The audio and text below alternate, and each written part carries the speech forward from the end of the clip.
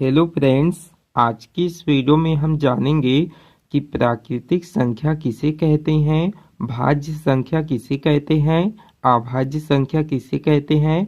आसान भाषा में उदाहरण सहित समझेंगे। इसे आप नोट भी कर सकते हैं। देखिए, प्राकृतिक संख्या को हम इंग्लिश में नेचुरल नंबर कहते हैं। यहाँ पर लिखा है प्राकृतिक संख्याएं, तो यहाँ पर हो जाएगा नेचुरल नंबर्स। तो देखिए किसे कहते हैं, संख्याएं 1, 2, 3, 4, 5 ऐसे जो आगे के क्रम में होती हैं, आदि जो वस्तुओं को गिनने के काम आती हैं, धन पूर्णांक या प्राकृतिक संख्या कहलाती हैं। तो ये रहा इसकी परिभाषा। और यहाँ पर एक चीज आप लोग नोट कर लेना, शून्य धन पूर्णांक या प्राकृतिक संख्या नहीं है। तो ये रहा प्राकृतिक संख्या की परिभाषा।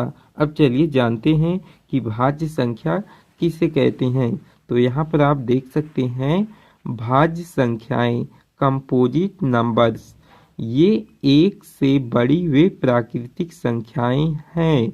एक से बड़ी वे प्राकृतिक संख्याएं हैं जो स्वयं तथा एक के अतिरिक्त कम से कम एक और संख्या से विभाजित का मतलब कट सकें, बढ़ सकें, हो सकती हैं और ये भाज्य संख्याएं कहलाती हैं। जैसे 4, 6, 9, 15, 18, 20 ऐसे और भी आगे, जो मतलब एक से कटे और स्वयं से कटे और इसके अलावा भी किसी और संख्या से कटे। जैसे यहाँ पर 4 है, यह 1 से भी कटेगा और किससे कटेगा, 4 से कटेगा, 2 से भी कटेगा, तो इसे हम भाज्य संख्या कहते हैं।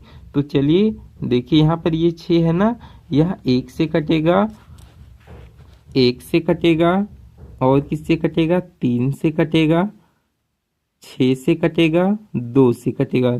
जो एक 2 या 3 या 4 या इसके अलावा और ढेर सारी संख्याओं से कट सके, उसे हम भाज्य संख्या कहते हैं।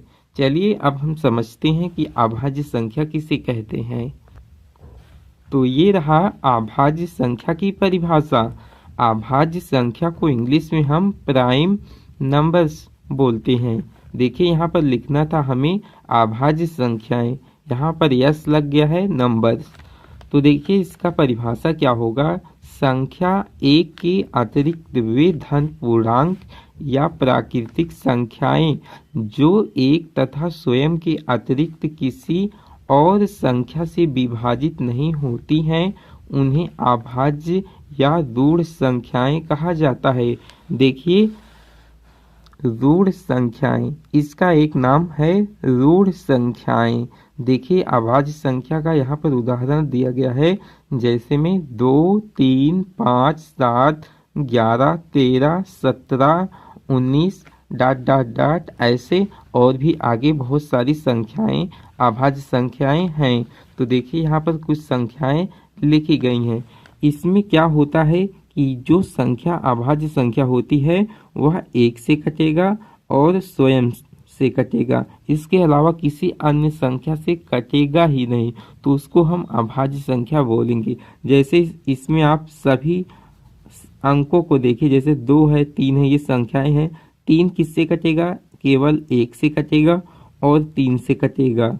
और 5 किससे कटेगा, केवल 1 से कटेगा और 5 से कटेगा। 2 ही अंक से, 2 ही नंबर से कटेगा, तो उसको हम अभाज्य संख्या बोलते हैं।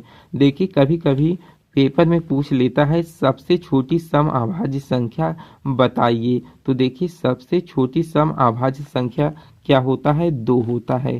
तो यहाँ पर आप नोट कर लीजिए, सबसे छोटी सम अभाज्य संख्या 2 है। तो चलिए दोस्तों, आज की इस वीडियो में इतना ही। मैं उम्मीद करता हूँ कि आपको ये 3 टॉपिक अच्छे से समझ में आ गए होंगे। तो चलिए मिलते हैं नेक्स्ट वीडियो में। अगर आपको वीडियो पसंद आया है तो लाइक, शेयर और चैनल को सब्सक्राइब जरूर कीजिए। धन्यवाद।